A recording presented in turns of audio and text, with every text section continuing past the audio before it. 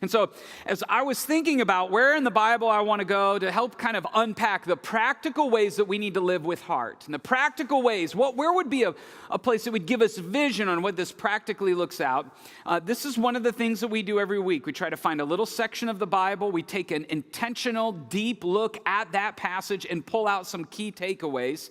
And for me, I was drawn to this particular passage in a portion of the Bible called Corinthians, 1 Corinthians. Originally, it was a letter written from a pastor to the church that he had helped start. And if you were to summarize what the whole letter is about, I would say 1 Corinthians is about inspiring and equipping the church to live with one heart, to live with heart. And here's what happened. Paul helped start the church, and there were Christians who were living, trusting God with what he had given them and trusting God to make a difference in their community. And as he left to start other churches in other cities, something began to happen in that church, that group of Christians in Corinth. They began to experience a divided heart. They began to argue over who was better and who was doing more important work and who was a deeper preacher. Not that we would ever argue with anything like that today, but it's like all the way back then, they were like, Paul is great. He's the one who started the church. And there was another group that was like Apollos. He was another preacher, another person in that church. They're like, Apollos' teaching is better. And so they began to divide. And so Paul was writing this letter to inspire them to live with one heart. If you think about it, in that letter is the love chapter. 1 Corinthians 13, love is patient and love is kind. And all of the things that you hear at weddings, he wasn't writing to married couples. I mean, it's helpful for married couples, but he was trying to inspire the church to live with one heart. In that same letter, he talked about spiritual gifts, how every single one of us has a spiritual gift.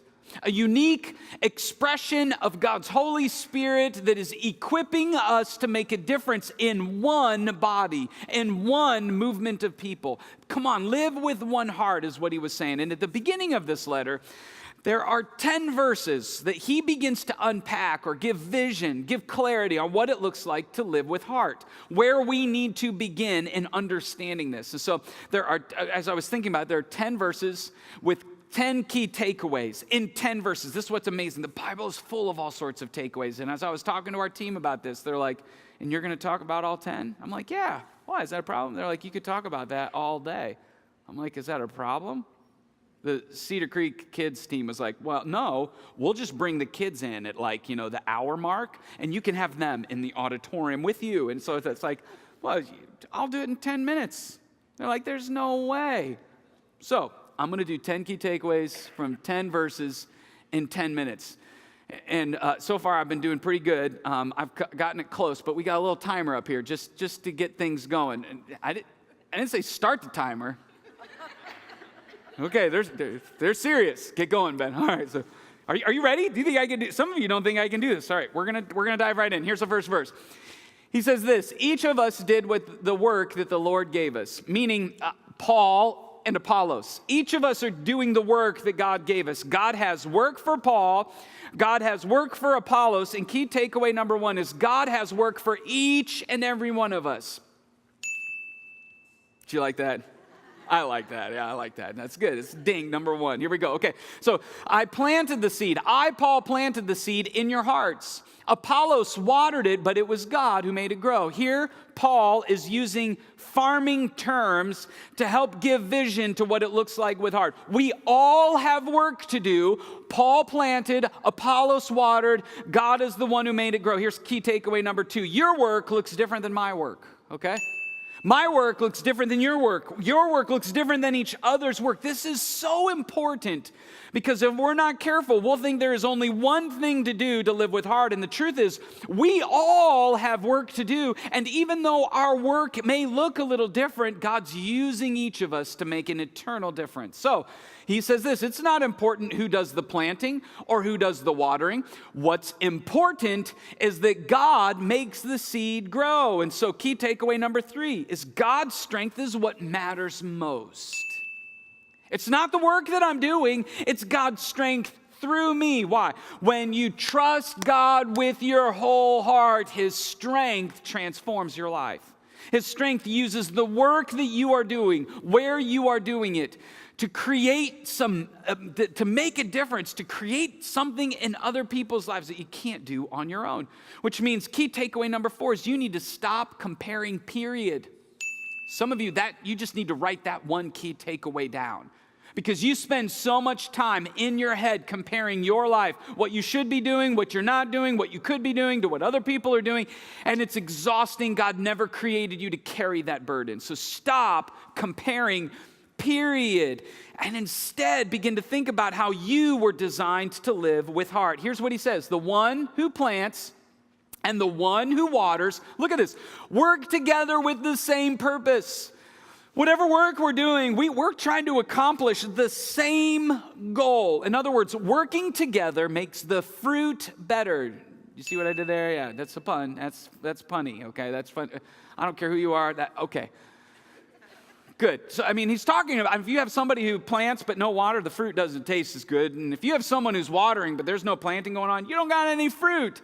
And so when it comes to the work that God's put in front of us, man, all of our work matters. We're working together to accomplish the same goal. I put it this way: one heart, one mission, one freaking huge impact. When we begin to live with one heart.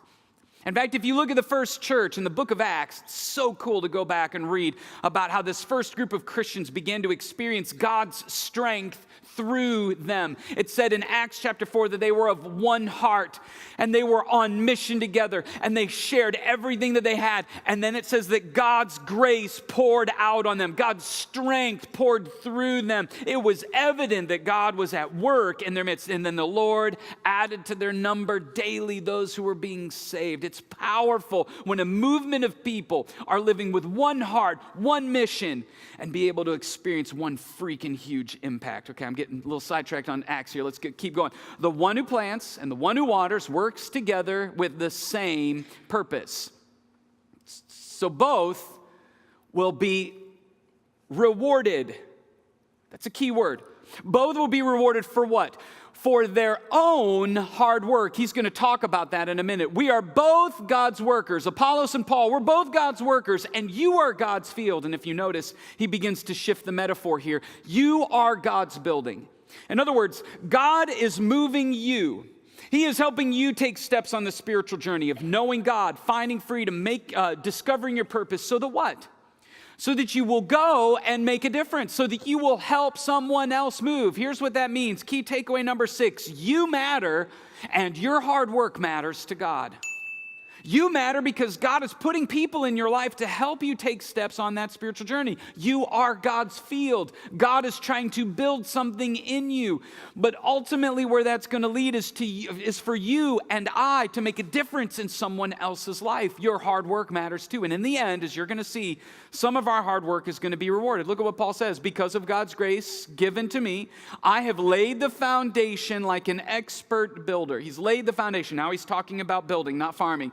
And he says, now others are building on it. Whoever is building on this foundation must be very careful. Why? For no one can lay any foundation other than the one we already have, Jesus Christ. Key takeaway number 7 is that Jesus is essential to lasting change. There's a lot of really good self-help stuff out there. And not all of it is helpful, but some of it is helpful. And when you study it, you know what's interesting? Is you notice a lot of it is rooted in timeless biblical truths. It's the way that God hardwired us from the very beginning. But man, if the foundation isn't Jesus, Jesus taught this about himself. He said, build your life on my teaching. It's like rock. And anywhere else is like building your house on the sand. When the storms of life come, if I'm not your foundation, good luck. That's the Ben Snyder paraphrase. So Jesus is essential to lasting change.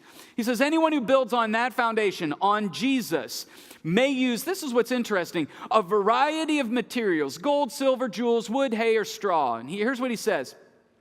But on the judgment day, with all of those building materials, fire will reveal what kind of work each builder has done. The fire will show if a person's work has any real value. At some point, at the end of our life, all of the things that we invested our time in, and we're not talking about sin, we're not talking about destructive stuff, we're just talking about the potentially good things, the work that we did here on earth, it's going to be put to fire. And it's going to reveal what kind of value our investment of time, talent, and treasure really had. And so here's key takeaway number 8. Not all work has the same value. Just talk to someone at the end of their life, and you can hear it in their voice. Not all the things that they did have the same value at the end of our life, and the same is true for us on Judgment Day, when at the end of our life, in light of eternity. Look at what he says. He says, on Judgment Day, if the work survives on Judgment Day, the fire, the builder will receive a what? A reward. But if the work is burned up, the builder will suffer a great loss. The builder will be saved, but like someone barely escaping through a wall of flames. He's not talking about our eternal salvation.